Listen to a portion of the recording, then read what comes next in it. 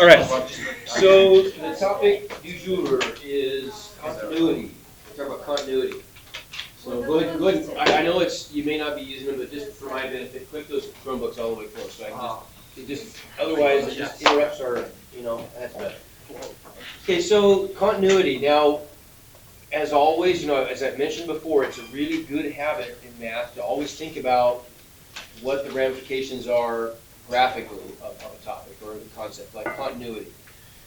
There's a really easy way to do kind of a graphical, informal definition of continuity. A function is continuous where I could draw its graph without picking my pen off the board.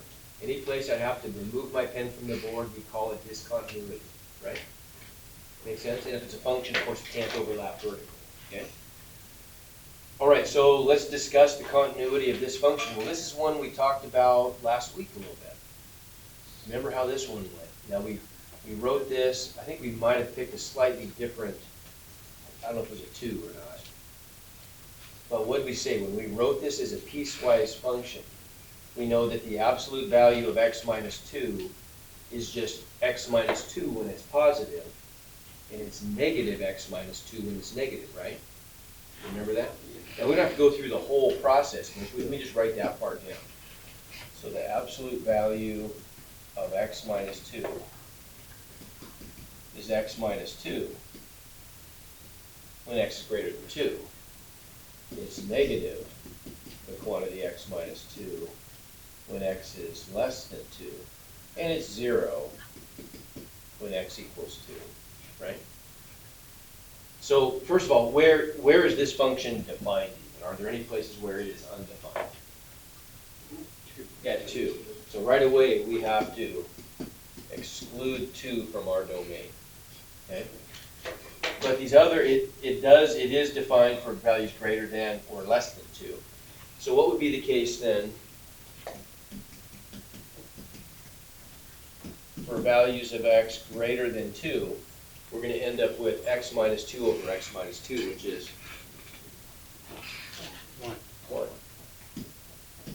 For values of x less than 2, we're going to get negative the quantity x minus 2 divided by x minus 2, which is negative 1. And there's that function that we saw last week, right? When you take the absolute value of something divided by itself, it always ends up just looking like it's that infinite step.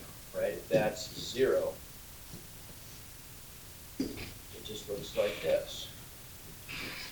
It's that one boring step, an otherwise infinite flat function.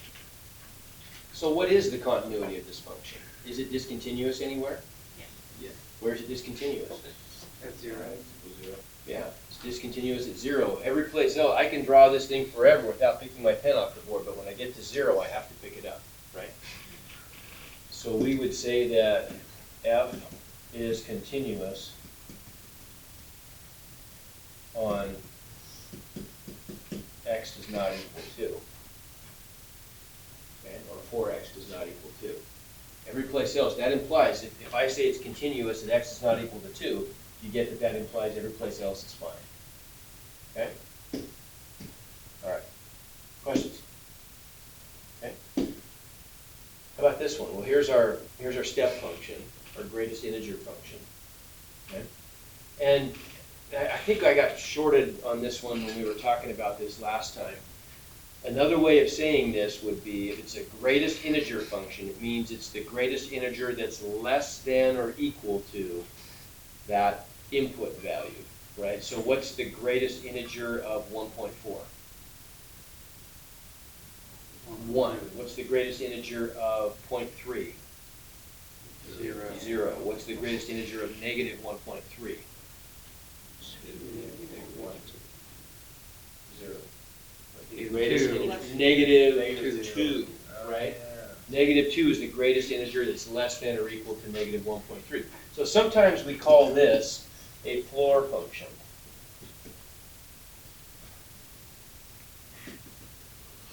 Because all it's really doing is it's pushing those in-between values down to the floor value of the next smallest integer, right? Does that make sense? Pushing them down to the first available integer. There's also a function in math called the ceiling function.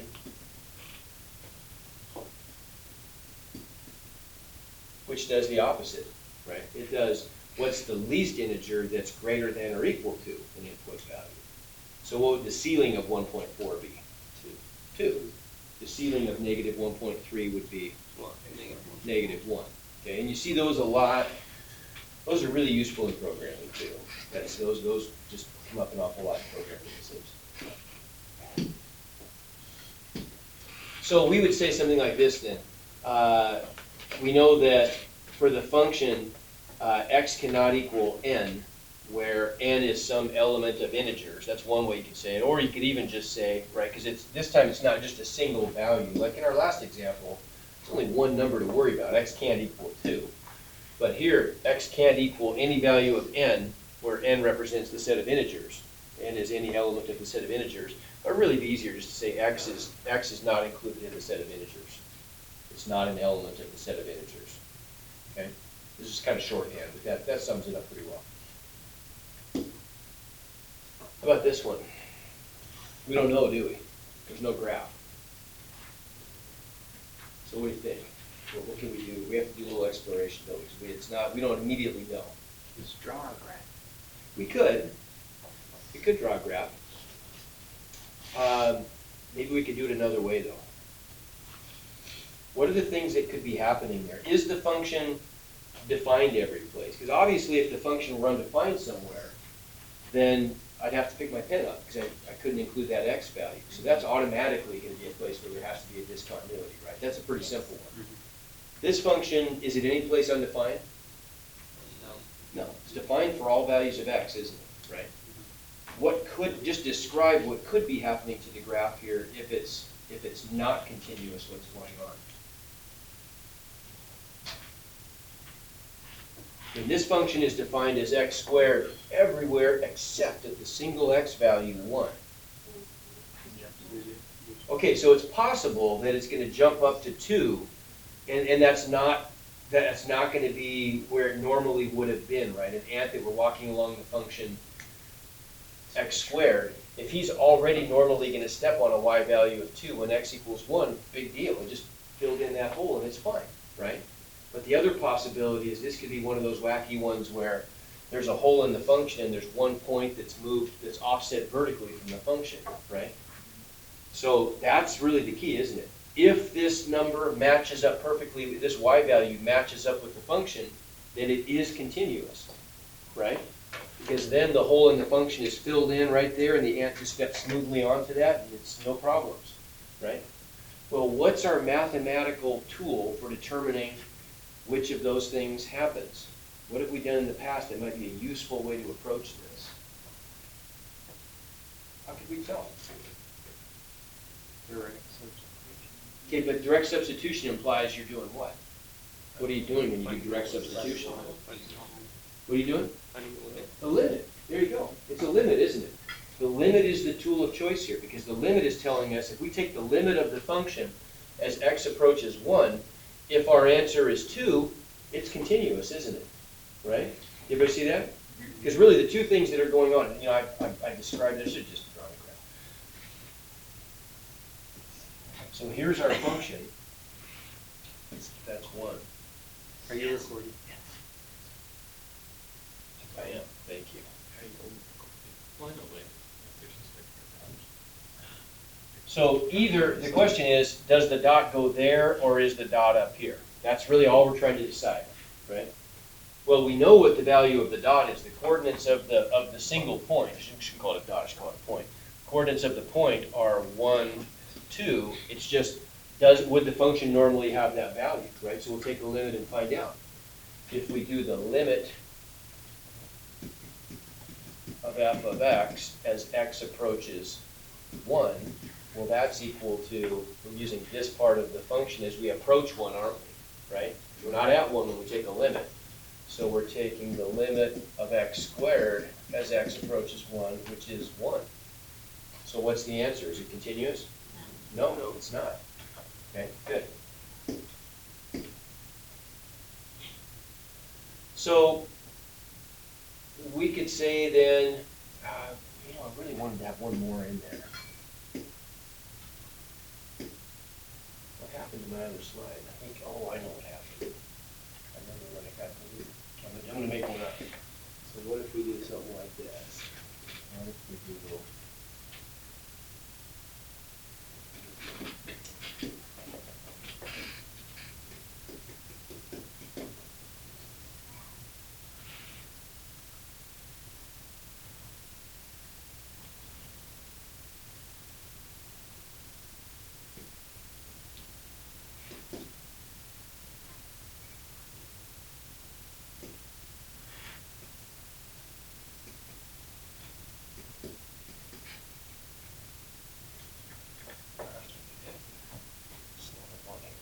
Oh, I know.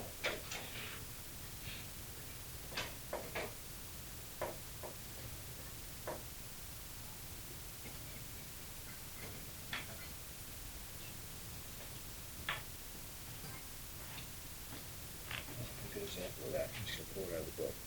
Can't think of it off the top of my head.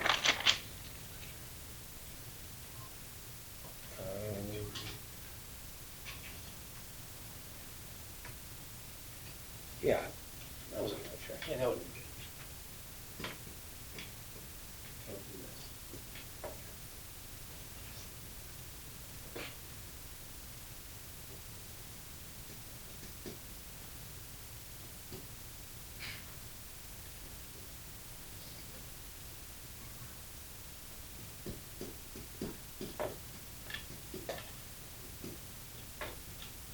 Okay. What could be going on with this function to make it discontinuous?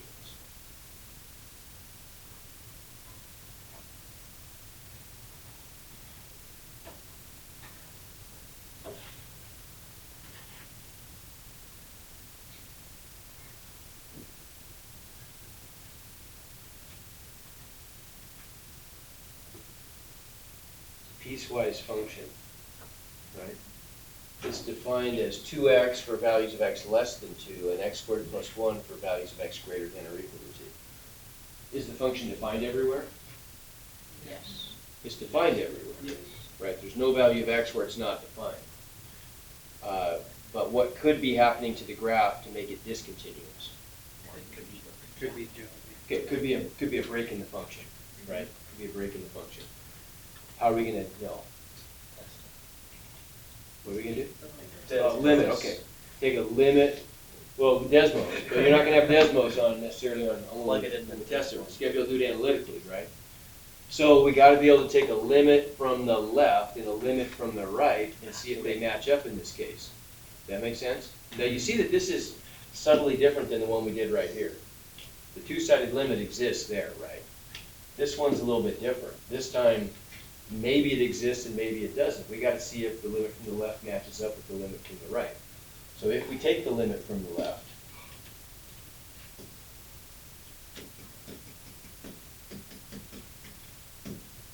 as we approach from the left, which part of the graph are we on? Top part.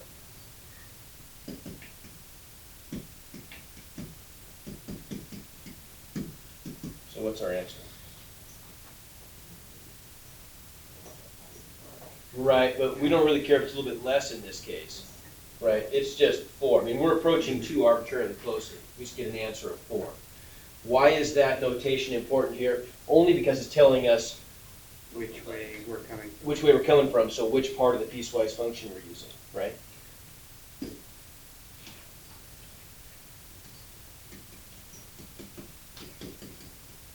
As we approach 2 from the right, we're going to be taking a limit of the red part of the function, right? The limit of x squared plus 1 as x approaches 2 from the right, and what's that? So what happened? There's a break, right? Okay, and we found that out by seeing if the limit, what happened with the limit. Does the limit exist here? Does not exist, right? The two-sided limit doesn't exist because the one-sided limits disagree, so we don't have a two-sided limit. Quick review, this is one of the 3 kinds of places where limits don't exist. Two-sided limits don't exist. There was a break in the function, what else? Remember? What are the 3 kinds of places where two-sided limits don't exist? Break in the function,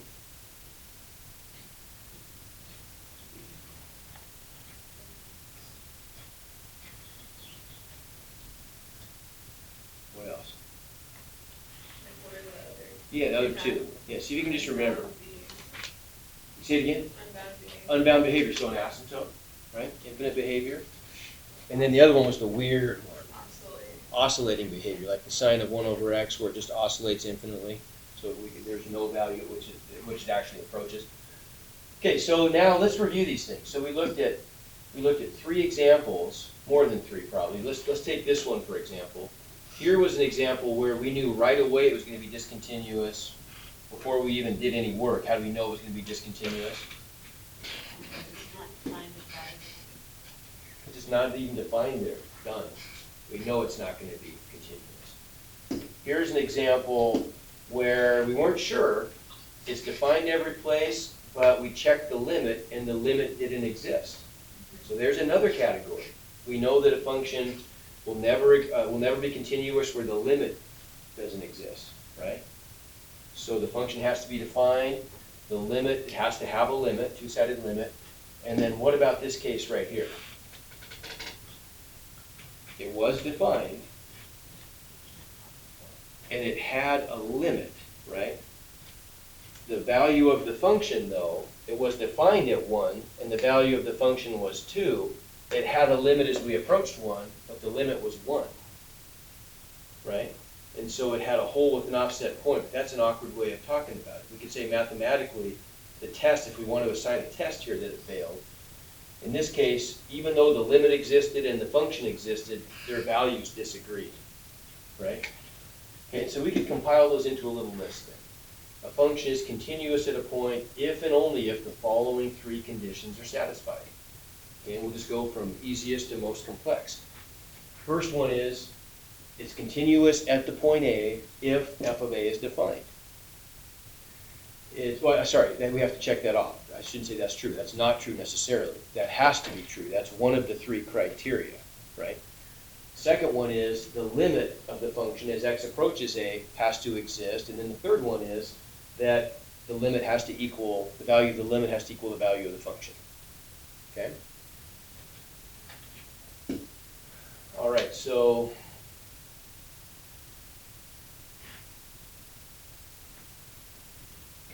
you're going to get some questions like this. So let's just go through a couple of these. And this is pretty common first year calc stuff where not only do you have to determine if the function is continuous, you have to justify if it is, it meets all 3 tests, but if it's not, you got to say which of these 3 tests does it fail. Now, it's not as hard as it sounds because obviously if it fails 1 or 2, it has to fail 3, doesn't it?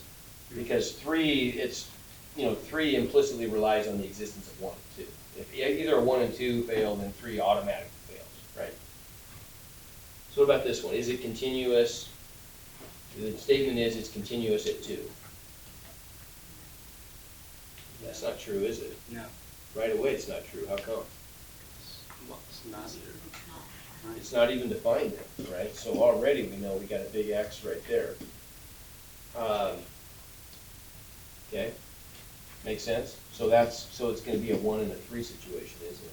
We could take a limit here, though, couldn't we? We could get an answer if we took a limit. This is one of those where if we did take a limit, as we approach 2, we're going to get the limit of x squared minus 4 over x minus 2. This is good review. What do we do to, that's indeterminate, 0 over 0. What's our more work? Factor and cancel, right?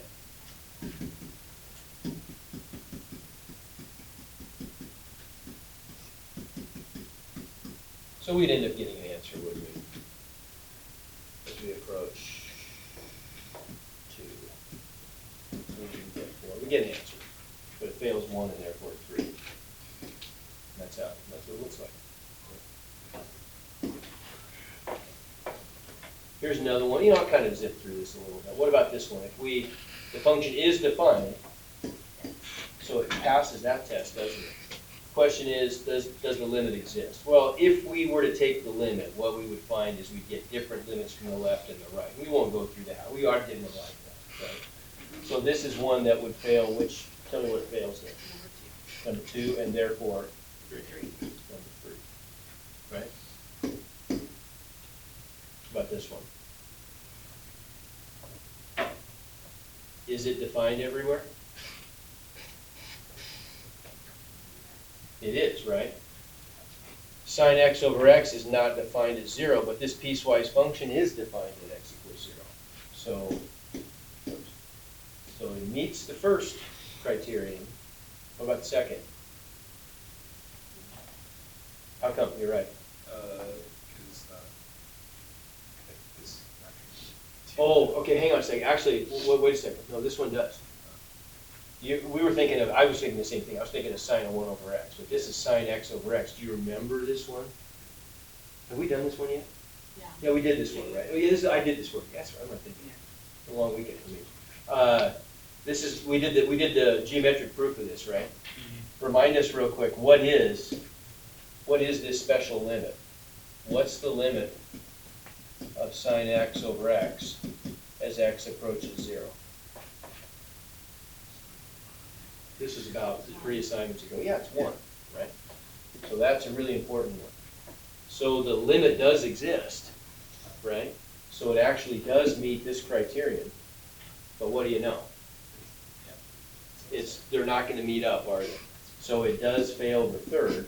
And this is going to be one of those cases where, I don't have a graph of this, but what it would look like is there would be a hole in the function and an offset point that doesn't fit into the hole, right? Okay. Questions on that one? That make sense? Okay. What about that one? That one passes it, doesn't it? See the difference? That one, we already know the function's defined and the limit exists, but the limit of sine x over x as we approach 0 is 1, and that's the value of the function. So that one is continuous. Okay.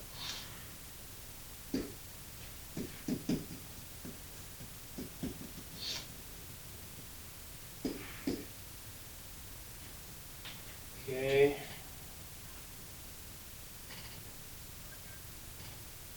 So the statement is, determine whether this function, f of x, this piecewise function, it's kind of awkward typing here, but that's the function, right? There's our piecewise function. Is continuous at x equals 1. If the function is not continuous, it won't indicate the condition. So determine whether it works, and if it doesn't, why not? What would we do on this one? It meets the first criterion, right? Defined everywhere. So if we make our little list, we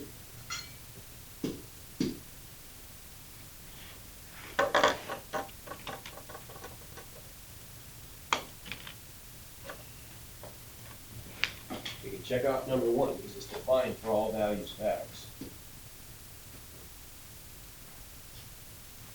What about now? What do we have to do?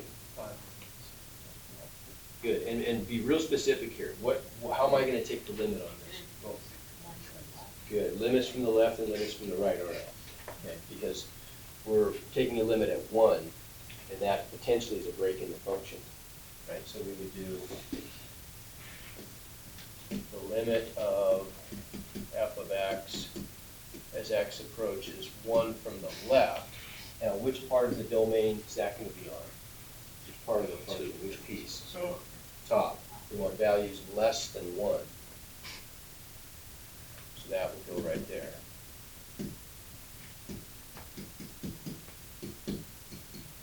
What's that give us? 3. Okay. Well, already, you can already tell, is the function going to be continuous? No, but we still have to be able to, so we know, we can put an x there for sure, already. But we still don't know if the limit exists, right? We got to see if the limit exists in order to answer this question. In reality, do we really care? Well, I don't know, I guess you could. You might. If you're just wanting to know if it's continuous, this part would be overkill.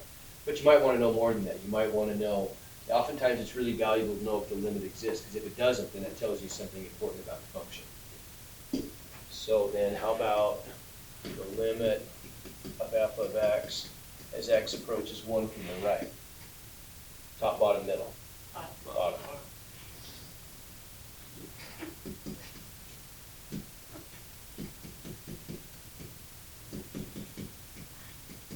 What's our answer? Okay, well, look at that, so they do match up. So the limit does exist, right? This is one of those cases where we got this offset point. Okay, so let's relate this to different types, let's kind of classify discontinuities here. So, what does it mean to be removable or non-removable? Okay. A discontinuity is removable if it can be repaired by adding or moving a single point. That's it. Okay, so give me an example. You tell me when we look at a graph of an example that has a removable discontinuity. Like, I guess, is that removable? No. I would have to move an infinite number of points to bend those functions together, right? Removable? No. Removable? Yes. Right? All I have to do is just redefine that one point, and I fill in the hole, so that is removable. Good. Okay. And then the other one that's removable, all I have to do is add a point there, right? Define the function so that point exists as a piecewise function, and I'm set. They're easy to fix. Non-removable is one that would require moving an infinite number of points, and so, we looked at some examples of that already. So we know that polynomials are defined, they're continuous every place, right? Rational functions are continuous every place in their domain. The domain of polynomials is always everything, right? It's all real numbers. Rational functions, which are ratios of polynomials, are only going to be undefined where you have zeros at the denominator, but every place else, they're also going to be continuous, and that's useful to know. That allows us to avoid a lot of work if we just keep that in mind.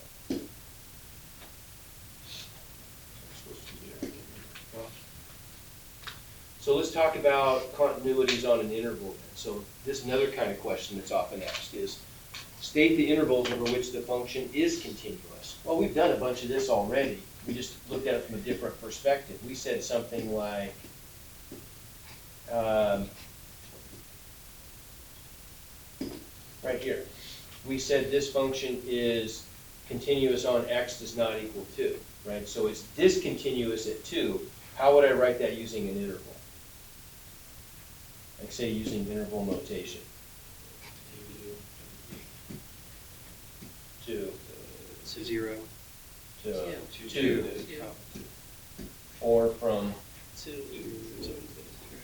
to infinity. Now notationally, a lot of times you'll see people use a comma with interval notation to mean or. The other way you can do it, you need to probably be familiar with both of these. The other way you can say, and this is a little more technical, is you include the union operator. You guys probably saw that last year. Yeah. Okay. Either one of those just depends on, different textbooks will take different approaches, but they're equivalent.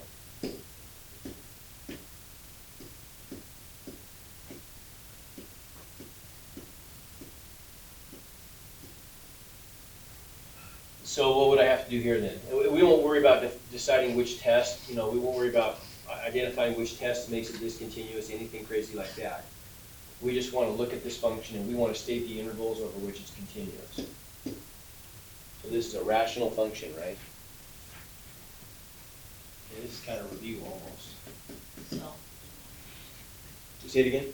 solve it in our, By solve you mean um, backward. There you go, good. So we get x minus 1 over x times x plus 2, okay? So where is this function discontinuous then? Okay, good. In fact, the function's not defined at 0 or -2. So if I wanted to write the intervals over which the function is continuous, well, that's the easiest way to do it, right? But if I'm using interval notation, then I'd have to break this up into -infinity to -2, -2 to 0, 0 to infinity, right? Okay. So another thing you could tell me here.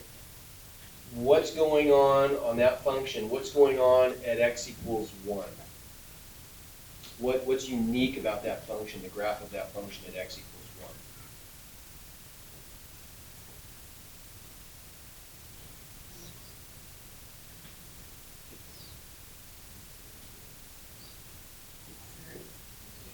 it's a zero of the function, isn't it? Yeah. Right? And graphically, a zero of a function, a real zero corresponds to an x-intercept, right? So the graph would be an x-intercept. It's a zero of the function, though, because 1 is a unique zero of the numerator. Would you agree? Yeah. If it were a shared zero, it wouldn't. Then it would be what? Yeah, but what kind of feature on the graph? No, if it's a shared zero.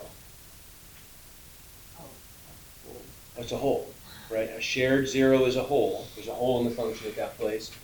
And what's going on at 0 and -2, which are unique zeros of the bottom?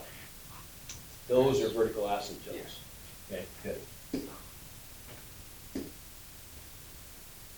So we'll just read through this together. So now we've explored the concept of continuity at a point. We're going to extend this idea to continuity over an interval, right? So as we develop the idea for different types of intervals, it may be useful to keep in mind the intuitive idea that a function is continuous over an interval. And this is important. If we can use a pencil to trace the function between any 2 points on the interval without lifting the pencil off the paper, or the pen off the board, right? So how could we maybe do that? Now, is there a place where, can you think of a way that we could use our earlier criteria for continuity at a point? So let's say that we want to extend the criteria for continuity at a point to continuity over an interval. Like let's say we want to take the function on the interval f of x on the interval from a to b. How could I extend my definition of continuity at a point to describe or define the concept of continuity on an interval?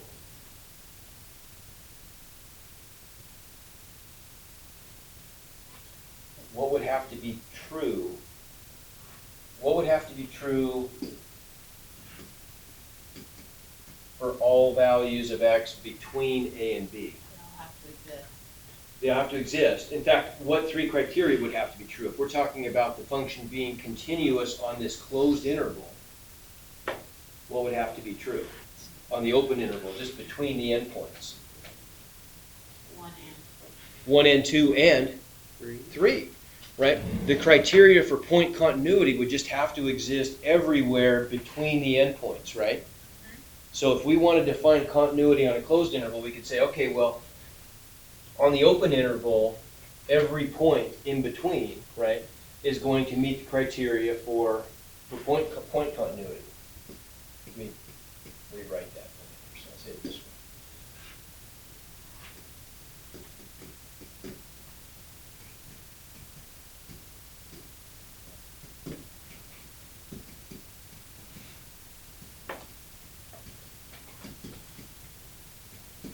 All criteria in between the endpoints would just meet those 3, right?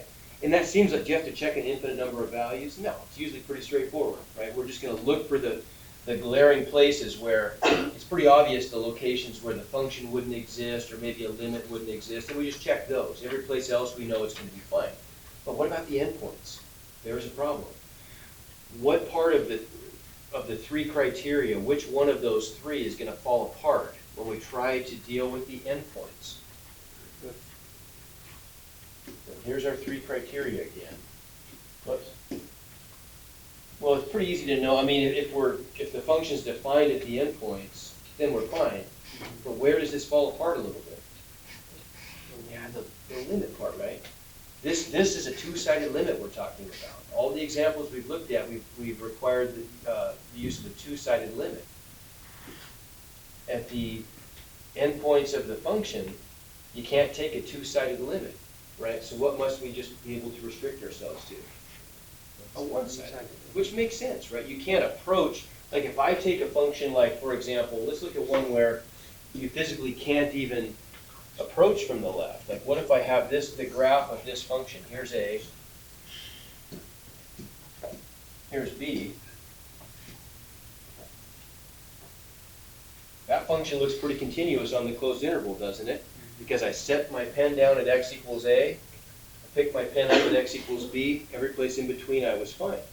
So in this case, it makes sense that I shouldn't have to apply a 2-sided limit where it's not possible. I could relax that definition at the endpoints and say only the appropriate 1-sided limit is necessary, right? And then, when we talk about continuity at the left edge or the right edge, we really could only talk about continuity from the right or continuity from the left, because you can't even walk outside of that closed interval, right? And we're not interested in walking outside. Even if you could, that's not what the question's asking. It's only asking about the continuity between those places, right? In fact, I got one for you. How about this?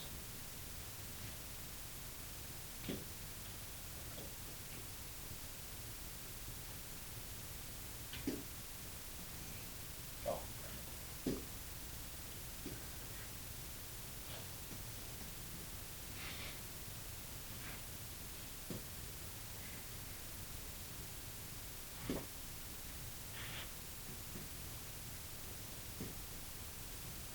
Is the function I've graphed continuous on the closed interval from A to B?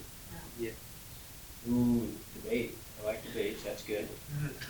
Let's debate this. Somebody's saying no, tell me why not.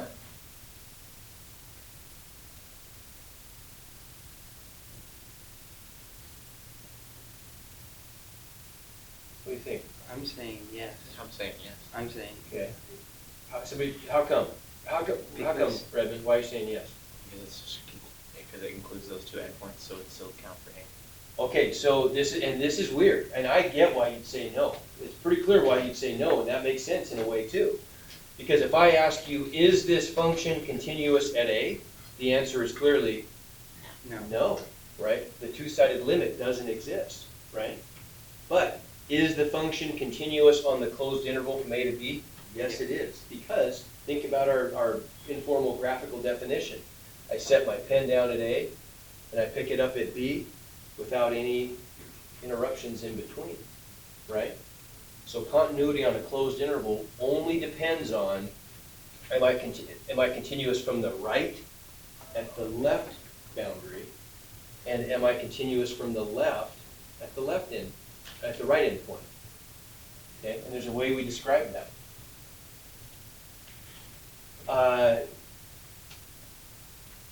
We talk about continuity from the right being this way, right? A function f of x is said to be continuous from the right if at A, the limit of the function as x approaches A from the right equals the value of the function, right, at A. And it's said to be continuous from the left if the limit of the function as x approaches A from the left is equal to the value of the function at A. Okay? You see, it's a subtle difference, but it's a really important one. It's why, it's why we have that weird statement here where the function is discontinuous at A, it's discontinuous at B. I'm going to write that down just so it's in your notes.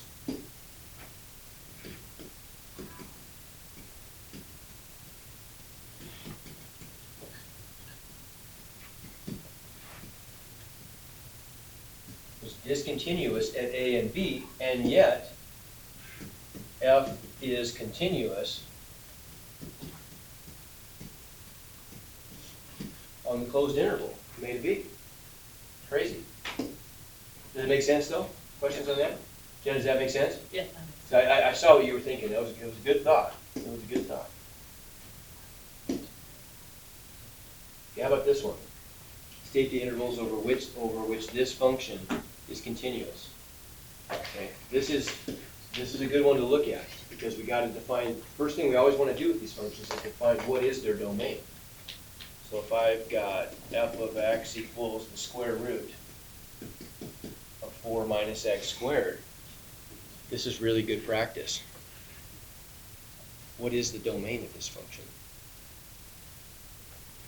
I always talk about this in Algebra 2 as red flags. There's only two kinds of red flags you really look for in functions. Places where you're forced to divide by 0, not the case here, or where you're forced to take an even root of what? Well, even root of 0, what's the square root of 0? That's okay. But I can't take an even root of a negative, right? And so there's a red flag going on inside this radical, isn't there, right? We know that everything inside the bubble containing the argument of that radical has to be, in order for this thing to be defined, has to be what? Everything in the bubble has to be or, no, positive, but it's not just positive, it's positive or, you just told me the square root of 0 is 0. Or 0. What's our math word for positive or 0? You know? Non-negative. Okay, has to be non-negative. It can be anything except negative, which is 0. 0, you understand 0 is not positive. 0 is neither positive nor negative. So it's everything inside has to be non-negative, so greater than or equal to 0. Well, what's inside? 4 minus x squared. Right now, look what that does. Now that defines an inequality that we can solve to represent the domain. Everybody get that? Okay, that's nice. We want to be able to write the domain in terms of x. So what are the steps? We out here 25? Yes. Okay. Yeah, continuity is a big one. Continuity is going to take a couple days to kind of chip through it all. I've got